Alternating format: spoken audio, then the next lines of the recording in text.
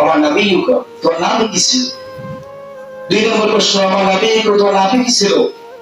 এখন নবীকে এলোমেলো পোশাক পরে আপনার কাছে দাঁড় করা হবে, যদি আপনি উত্তর দিতে পারেন, আপনি আমল ইমানদার ব্যক্তি জবান থেকে বলে আসবে যে ইনি হচ্ছে আমার নবী, ইনি হচ্ছে আমার নেতা, এনাকে আমি চিনব, নাম কি চিনব, সাহায্য এনাকে অনুসরণ করেছি।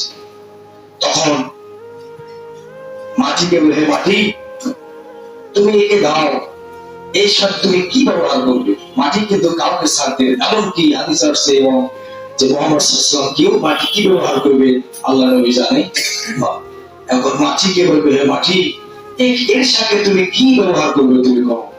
হাদিস আসছে যে মাটি ওই ব্যক্তির সাথে ব্যবহার করবে, সে যে একজন মাসুমকে মা যখন কোলে নিয়ে একটি আদরের চিপ দেয়, আদর করে নিজের সন্তানকে একটি